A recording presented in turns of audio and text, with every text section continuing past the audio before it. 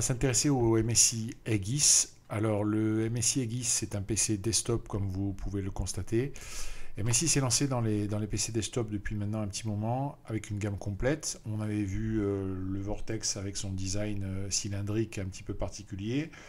Aujourd'hui, on a donc le Vortex, le Nightblade, le Trident et la Aegis. Alors la Aegis, il existe aussi en plusieurs déclinaisons. Nous, aujourd'hui, on a entre les mains le Aegis X3, qui est un petit PC d'une dizaine de kilos, un petit peu moins de 20 litres en volume. Et pourtant, il embarque des composants, on va dire, pleine taille, notamment une carte graphique Nvidia GTX de dernière génération, un processeur i7, une carte mère, et tout ça avec un certain degré d'évolutivité. On va regarder ça en détail, bien entendu.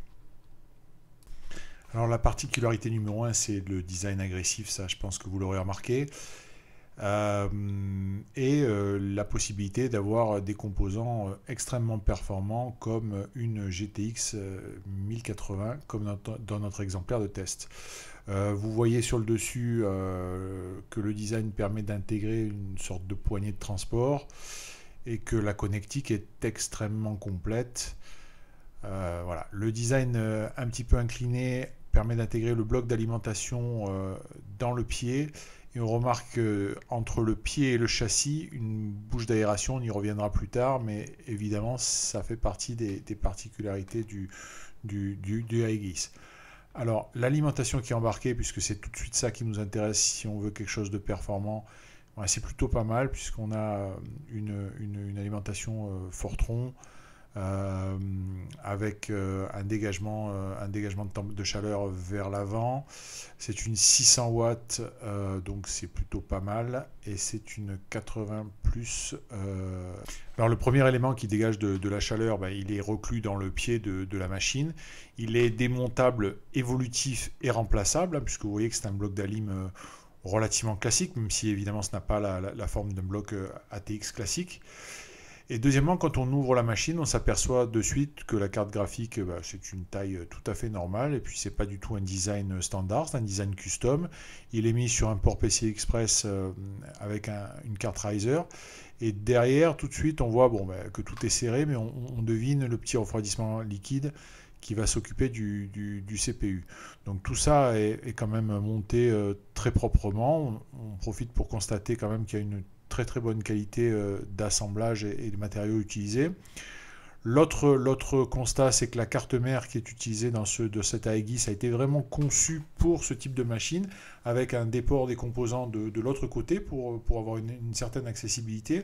Donc on a accès à la mémoire, on a accès à deux slots M2 pour le SSD, un qui est occupé et un qui est libre. Et on voit dans l'autre emplacement de quoi mettre des disques durs mécaniques. Alors quand on retire la carte, donc c'est une manipulation qui n'est pas spécialement compliquée, mais on retire la carte, on s'aperçoit donc que c'est un élément qui est complètement amovible et donc que l'évolutivité sur ce plan-là est possible. On découvre sur le riser un autre élément qui permet de faire de l'extraction. On voit tout le mécanisme du water cooling. On va enlever le bloc qui fait l'extraction d'air, en fait, donc qui retire tout l'air chaud et le ramène vers l'extérieur. Voilà. Donc c'est sur le riser où on a le bus PCI Express. Donc pareil, facilement nettoyable, facilement modifiable. Et on découvre bien le reste de l'ensemble. Donc on s'aperçoit clairement qu'on a une barrette mémoire qui est côté CPU, un petit peu moins accessible. Et on a tout le système de refroidissement liquide qui est un tout petit radiateur vers le bas, un tout petit radiateur de 80. Alors sur le dessus, grâce à la vidéo de MSI, on s'aperçoit que là aussi on peut faire évoluer beaucoup de choses. On a l'emplacement libre qu'on voyait tout à l'heure qui sert tout simplement à rajouter 2 disques durs mécaniques. On a un lecteur optique, ça devient de plus en plus rare, autant en parler.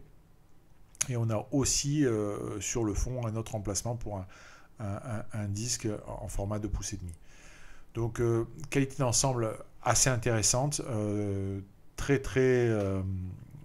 plutôt en hausse par rapport à ce qu'on connaît de chez MSI, mais ça c'est quand même une tendance qu'on constate depuis quand même pas mal de temps. Produit très intéressant, performant, relativement silencieux, on y reviendra dans le test écrit. Un design audacieux, on aime ou on n'aime pas, mais on peut qu'apprécier les efforts de MSI sur ce type de produit, avec quand même quelques bonnes surprises au niveau de la dissipation thermique. Je vous invite donc à retrouver l'ensemble du test sur le blog comme d'habitude.